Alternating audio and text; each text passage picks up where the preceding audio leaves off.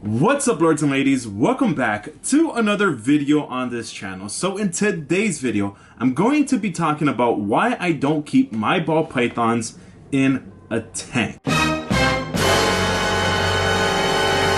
Okay, I don't know where that intense music came about, but basically this topic is sort of, I guess, an opinionated, controversial kind of topic in the reptile community, and I thought I would maybe throw out this video to maybe help some of you guys make that decision, because personally I've kept ball pythons for a very long time and I've kept them in both, and I've experienced different things in both of them, and I just wanted to maybe throw my opinion out there to maybe help someone out there make up their mind and maybe open up their mind into a whole different type of way of keeping these amazing creatures. Because at the end of the day, you know, as much as we have our own opinions, the care and the health of these animals is way more important than my opinion, than your opinion. If they're happy, they're happy. Now, the reason why I'm making this video is, if you guys don't remember, I posted a video about picking up a new ball python, which happens to be this beautiful pied ball python female, just stunning. And when I picked her up, she came with her enclosure setup. Now, I personally keep my ball pythons in a rack system, and I've adopted this idea, you know, talking to different keepers, different breeders, and seeing based off my experience what is actually best. And my eyes were completely open when I, you know, went to mutation creation and started basically working with these animals in the hundreds. And I started to notice their behavior completely different while I was still keeping my ball pythons in a tank. Now, going back to basically the new pied that I picked up, she was not eating for at least, I don't even know, I think it was a couple of months, the person said. It wasn't eating, and you could kind of already see, you know, based off how she looked, she was not plumped. Like all of my other ball pythons, you know, I don't power feed or do anything like that. I feed once a week, if not every other week. But I feed a good sized meal, and they're nice and plump. They look nice and healthy. They're nice and active. They're not overweight. This ball python was a little bit underweight, and you could tell that it wasn't eating. And one of the reasons why I think that could have been was the enclosure setup. You know, not to maybe talk too bad on, you know, the previous owners, but sometimes when it comes to keeping ball pythons, especially if you just keep the one, we automatically think that having a tank system or a tank setup is the best thing, because you could see the snake, it's cute, it's all of this, but sometimes it's not the greatest. And that's why in this video I kind of wanted to talk about it. But, you know, when I saw the tank setup and how it was, you know, I was like, this doesn't really seem like how I would keep my ball pythons. But hey, if it works, it works. You know, but, you know, the ball python wasn't eating. It wasn't, you know, being active inside of that enclosure setup. It was mostly hiding in the hide and everything. The minute I took it home, and this was the crazy part, it was literally seconds of me putting it inside of my dialed in rack system, my dialed in reptile room, like the temperatures, the humidity. Like, if it's anyone out there that's picky about their reptile care, it's me. Like, I make sure everything is on point. Okay, maybe not all the time, but for the most part, I would say I'm pretty good at making sure my reptiles eat and stay healthy. And if you guys been a subscriber on this channel, you would know that I care a lot about my animals. And when I hear a challenge like that, hey, this ball python wasn't eating, it's nothing, I'm like, okay, give it to me. I think I could get it to eat. But what ended up happening was I put it inside of this rack system that I have going on, and I keep all of my other ball pythons. You know, fed it a rat, it didn't eat. I left the rat in there and it ate it. Now, it could have been so many other things, maybe the ride home, all of that, you know, those theories. But if it wasn't eating inside of this perfect, I guess, tank setup that they had for the ball python, and now it's eating regularly, that I have it now in a rack system, it made me think, which one is actually better, right? Aesthetically, when you look at a tank, it's beautiful, you see the branches, you see the everything, the lights and all of that. But is it really good for your ball pythons? And that made me think. So that's what this whole video is going to be about. I'm going to talk about the 2 pros and cons, and I'm going to let you guys decide at the end of the day. More than anything, I just want to make sure that you guys are making the right decision when you're purchasing these animals. And if you're keeping ball pythons right now inside of a tank, maybe there is some minor adjustments that you could do, especially if your ball python is having bad shed, it's not eating, it's not really moving as much. You might want to consider adopting a different idea or switching up how you keep them inside of a tank. Because I know people out there who successfully have been able to keep their ball pythons in tanks, but I see more people keeping it wrong than people keeping it right. And that's why I'm deciding to make this video, to maybe help some of you guys out there who are keeping ball pythons in tanks or keeping ball pythons in rack systems. So with that being said, let's just get started with this video. That was kind of a long intro. If you guys are still here, you guys are awesome. Let's go. All right, so this right here is the enclosure setup that I got this beautiful pied ball python in. Now, if you could see, the ball python is pretty big compared to the enclosure. It's getting to that size where it might need an upgrade. However, who knows, they probably got it as a hatchling and it grew into a much bigger snake, and it no longer fits in this enclosure comfortably, I guess. So you could see it's very narrow. There's not that many space for hides and things that it might need for a tank setup like this. Now, if you look at it, it's pretty basic. It's pretty straightforward. I would say this is almost a 40-gallon, maybe a 30-gallon enclosure. They do have 2 hides, one in the hot side, one in the cold side. They added some decoration. You know, I guess they did try to darken the sides. Some of it has come off. The back, also they darkened it. This maybe was close to a wall. They did cover the top part with mesh. Now, mind you, I do not keep this snake in here. I actually put it in a rack system that, you know, it's been dialed in, and actually all of my ball pythons are thriving. And this ball python wasn't eating inside of this enclosure. And there's probably many different reasons. And one of the reasons is, you know, around this time, it gets a lot colder. So glass isn't always the best conductor of heat. It doesn't hold it good. Sometimes it does, sometimes it doesn't. And especially if your temperatures have dropped, it could be very tricky to try to get the temperatures up. Now, covering the top does benefit to hold in the humidity, but since they used paper towel, the humidity in here is pretty dry. What I would recommend is using a different kind of substrate, like coconut husk, or maybe a very fine fibery kind of eco earth type of thing. That way you could go in there and spot clean. It's a lot more better for the animals. They could hold the humidity a lot more. Paper towels, you can get away with doing it, and sometimes it is a lot more cleaner, but majority of the times, especially around the winter time, I found that it doesn't hold humidity well. Personally, I use coconut husk, and I find it to be probably the best thing out there to clean, to maintain, to hold humidity. So I definitely recommend coconut husk. So I guess covering the top, it's not the best kind of job. They just put a bunch of tape. They did cut an opening for this light. The light, to be honest, I would not really worry too much for a ball python unless it's to create some sort of ambient temperature. But really the light is just for display. Now, I did get a different type of light bulb. It was one of those red ones, but in this kind of setup, I guess it would only act as a way to add heat throughout the enclosure. Now, if we look here, they have some sort of thermostat. This one's a very, I guess, beginner, cheaply made, even though it's made by Exoterra. Sorry, Exoterra, if you're listening. But personally, I use a different one. I believe the one I use is called Herbstat. So this kind of, you could get away with it. Like, I mean, 94 is what the heat mat is set up to.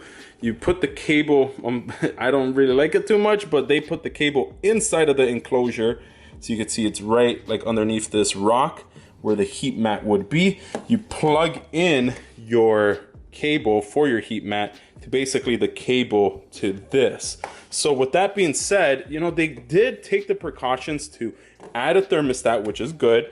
They also took the precautions to add a thermometer that also is good, right about there. They also have a light with the red infrared light bulb, I guess, to add some heat throughout the enclosure. So you can see the ball python can move around and explore. It has multiple hides, but ideally, as cute and nice as this setup looks, I find it personally not to be the greatest, and you could clearly see it by the animal. She wasn't eating.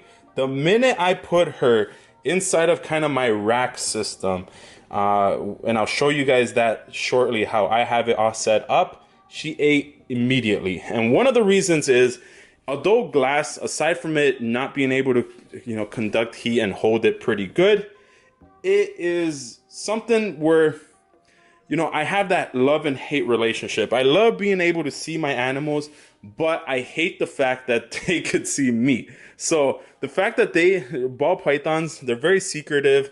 You know, they're more of an ambush predator. So the fact that they could see me, they get stressed out. The majority of the times, ball pythons, when they're in a tank setup like this, they tend to go hide. Now, because I just placed her here, she's exploring. But if I would have left her here for maybe a good hour or even the whole entire day, she would most likely be hiding underneath this hide, and she will stay there. And if you notice, that hide is literally, I don't even know, that hide is not even a foot big, but she was squeezing there. The reason for that is because she feels safe. So sometimes ball pythons, even in a rack system, and you have them in a nice big spacious kind of bin for them, they would want something more confined and more smaller. So sometimes, you know, and this has happened to me, I've raised up a baby from a very small little hatchling. In fact, I'm gonna go show you this baby. Okay, so this right here is the baby ball python, which is not a baby anymore. Now, if you guys are familiar with hatchling ball pythons, they're so tiny they could fit in the palm of your hands. This girl is big. Now, when she was small, you know, I had her in sort of like a bin like this, actually like this bin right here, this kind of dimension, and she grew, obviously, to this size. Now, I placed her inside of a way bigger setup in the rack system, way bigger bin, like this bin is not even for her, and she did not want to eat. She got stressed out. I gave her a week. She didn't want to eat.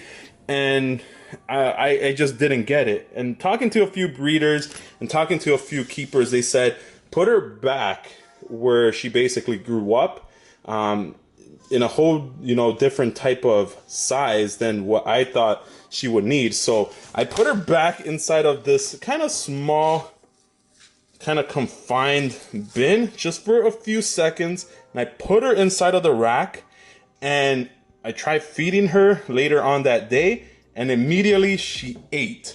So this girl, even though this is not her home because she outgrew it, she wanted to go back in there. And I guess she's still in her mind thinks that she's a baby. I have no clue what it is. Maybe she feels more secure.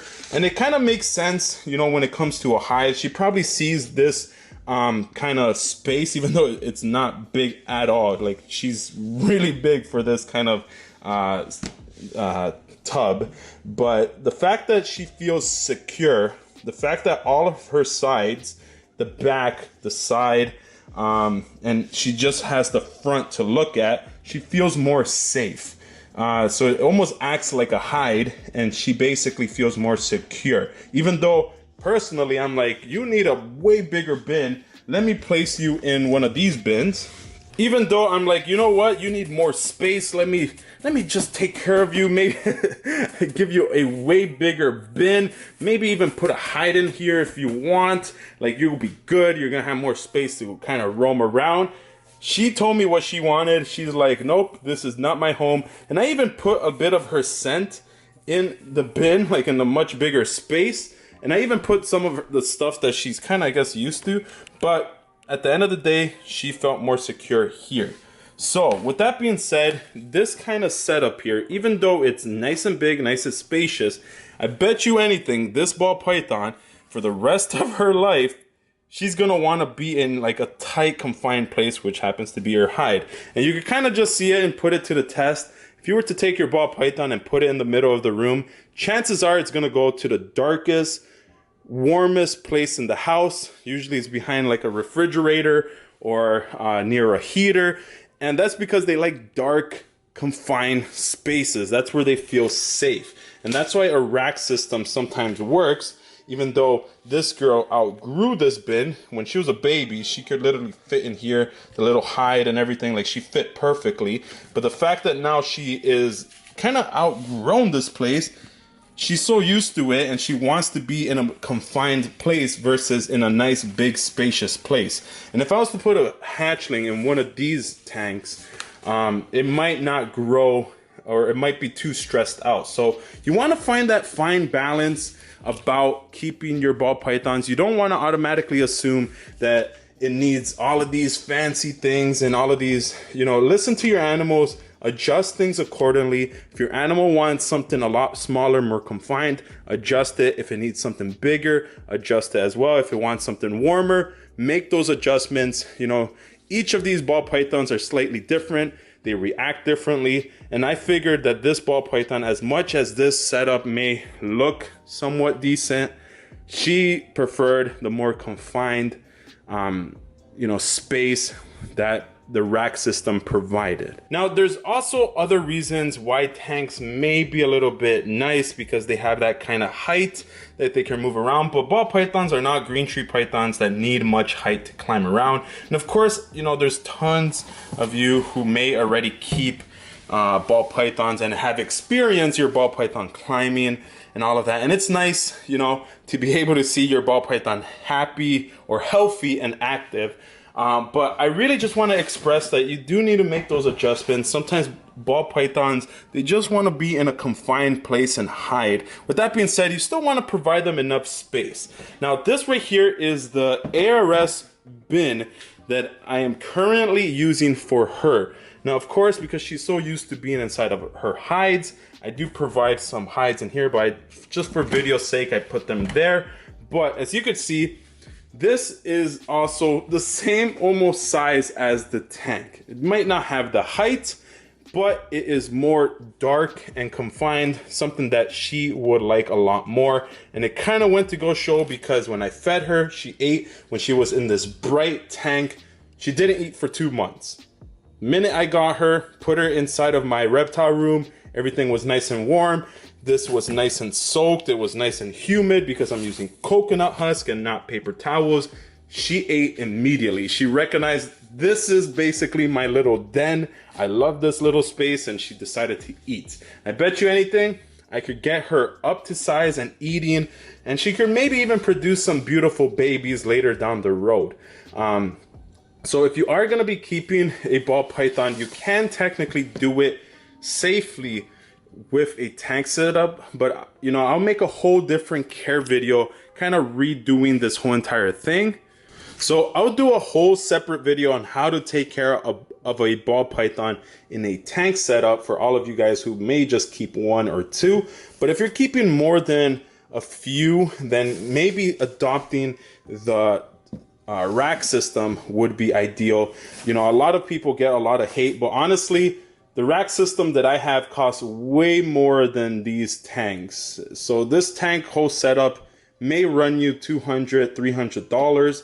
The rack system that I'm running is about $1,200 plus. And I believe that's US, and I'm Canadian, so I needed to convert. Yeah, it was a big mess. But basically what I'm saying is that it costs more actually to have a rack system to have a tank. So I'm not saving money. If that's what some of you guys, I may be saving space, yes, but saving money is definitely not the reason why I think rack systems are better. They actually, in my opinion, cost more.